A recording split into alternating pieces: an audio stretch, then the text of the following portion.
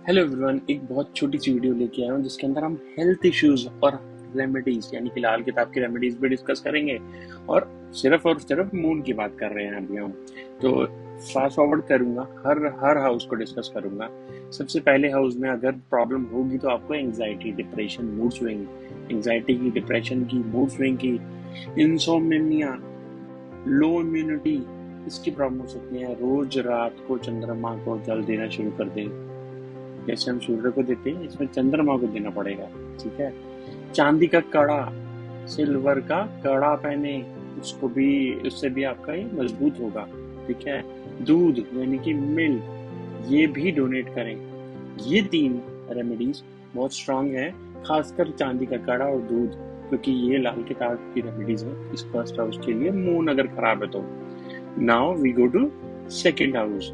चंद्रमा का धन भाव में क्या प्रॉब्लम हो सकती है? थायराइड की, गले की, थ्रोट इन्फेक्शन की, स्पीच में एंजाइटी हो जाए, जो बड़बड़ाते हैं ना, वो ऐसे करते हैं, मतलब उनकी स्पीच क्लियर नहीं होती। फेस में स्वेलिंग, मुंह पे ऐसा लगता है कि मोटा हो गया मुंह। ठीक है। इमोशनली ईटिंग से बचें। ठीक है, कि आज मुझे खाना खत्म करना ही करना है, चाहे पेट में जगह हो या ना हो। ठीक है। क्या करें? ठंडा दूध पिए, मीठा बोले, स्वीट बोले, प्यार से बोले। ठीक है। लाल किताब के अकॉर्डिंग चावल और दूध दान कर सकते हैं आप इसमें। ठीक है। थर्ड हाउस में, ठीक है, बुध के, जो कालपुरुष बुध की राशि बढ़ती है, यहाँ पे नर्वस सिस्टम में वीकनेस हो जाती है। ठीक है।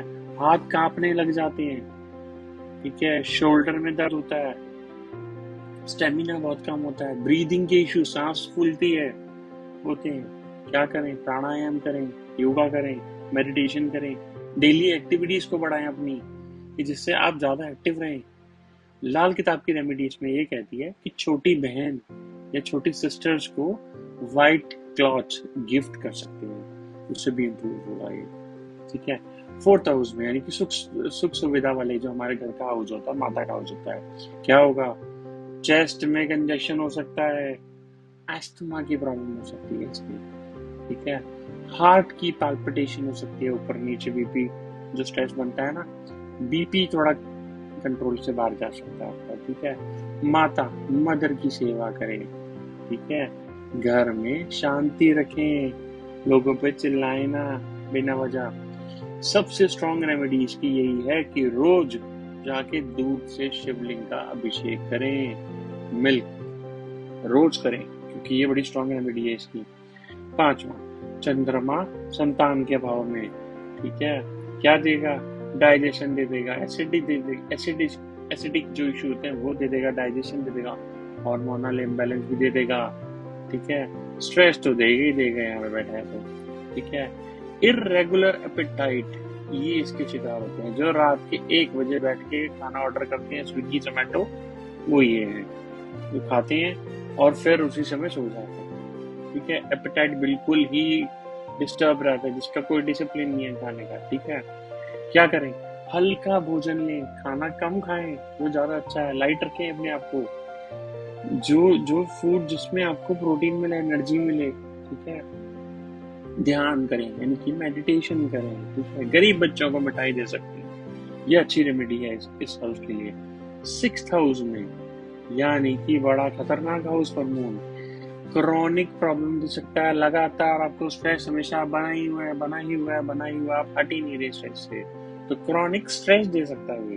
यहाँ पर क्रॉनिक इलनेस होती है, क्रॉनिक स्ट्रेस दे सकता है। बीपी की फ्लक्चुएशन दे सकता है, ब्लड प्रेशर ऊपर नीचे हो सकता है, इम्यूनिटी बहुत खराब देगा इसमें आपको। जल्दी जल्दी जैसे वेदर चेंज हुआ, धूल मिट्टी हुई, आप बीमार पड़ गए, आप किसी दूसरी स्टेट में घूमने गए, बीमार पड़ गए। डाइजेशन बहुत वीक देगा इसके अंदर, बहुत ज्यादा वीक देगा। ठीक है। साइकोमेटिक इश्यू भी दे सकता है इसमें, ध्यान रखिएगा। डिसिप्लिन से अपना रूटीन बनाइए, सेवा करें लोगों की, जितनी सेवा कर पाए।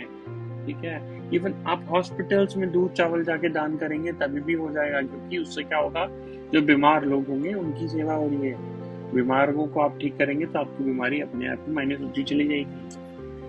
ठीक है। अब चंद्रमा अगर यहाँ पे खराब है सेवंथ हाउस में, क्या होगा? हार्मोनल इम्बैलेंस होगा सबसे पहले तो। यहाँ पे किडनी में इशू आ सकते हैं, ठीक है। इमोशनल स्ट्रेस बहुत ज्यादा बनेगा क्योंकि लगन को देख रहे हैं, ठीक है। रिप्रोडक्टिव सिस्टम में जो इश्यू होते हैं वो आ सकते हैं, ठीक है, ध्यान रखिएगा।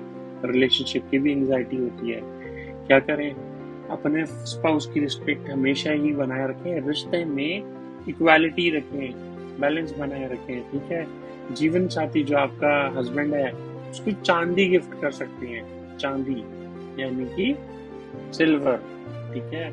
चंद्रमा अब आ गया आयु के भाव में, ट्रांसफॉर्मेशन के भाव में, यहाँ भी दिक्कत देता है, डिप्रेशन तो देगा। सबसे पहले डर बना के रखा रहेगा हमेशा कि क्या क्या होगा क्या नहीं होगा, ठीक है। हिडन डिजीजेस दे सकता है, एकदम से कोई डिजीज आ गई। फटीग बहुत देगा, बहुत थके हुए लगोगे, हमेशा सकरे हो, ठीक है।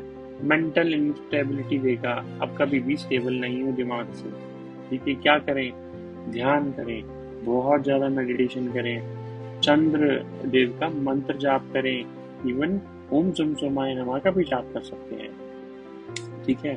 सफेद कपड़े पहने और जितना ज्यादा यूज करेंगे उससे आपको स्ट्रेंथन होता जाएगा। रात को सोने से पहले दूध जरूर पिए, मिल्क अपना पिए, उससे आपका मूड स्ट्रांग होगा। चंद्रमा 9th हाउस में है, ठीक है। क्या होगा, हिप्स यानी कि थाई, उसमें पेन हो सकता है। सेट्टी को पेन जो कहते हैं, स्काटिया का जो पेन कहते हैं ना, जो कमर के पीछे से लेकर पैर में जाता है, उसमें भी पेन हो सकता है। लिवर में इम्बैलेंस आ सकते हैं। फटीग बहुत ज्यादा हो सकता है, ठीक है। थके हुए हमेशा फील करोगे, स्ट्रेस्ड फील करोगे, ठीक है। गुरु का सम्मान करें, जो आपका कोई गुरु हो, कोई भगवान हो जिसको मानते हो, उसकी सम्मान करके वही सोचिए कि वही हमें रिश्ता दिखाएंगे, ठीक है। मंदिरों में आप जाके चावल दान कर सकते हैं, मंदिर में खासकर मंडेज को जाके दान कर दीजिए, बहुत फायदा होगा। 10th हाउस में अगर चंद्रमा है, क्या करेगा, सबसे पहले काम का ही स्ट्रेस दे देगा आपको बहुत ज्यादा, ठीक है। बीपी बहुत बढ़ा देता है, यहाँ पे बहुत ज्यादा बढ़ा देता है, ठीक है। मेंटल फटीग देता है, मतलब थकान, दिमागी थकान हमेशा रहेगी जब बॉडी सुस्त है, ठीक है। कमर की स्टिफनेस यानी कि बैक पेन बहुत जल्दी हो जाएगा, ठीक है। हमेशा लाइफ का वर्क लाइफ बैलेंस हमेशा बनाए रखें। माता की सेवा करें, दूध दान कर सकते हैं आप, ठीक है। 11th हाउस में, ठीक है, अब 11th हाउस में है तो यहाँ भी आपको बीपी की फ्लक्चुएशन देगा ही देगा। ब्लड सर्कुलेशन के इशू देगा, जो रक्तचाप के, जो ब्लड कम ज्यादा होता है। कान से रिलेटेड यानी ईयर, सुनने में भी इशू दे सकता है, ठीक है। स्ट्रेस बनाएगा आपको। हार्मोनल इम्बैलेंस यहाँ से भी देखा जाता है, इसमें भी दे सकता है।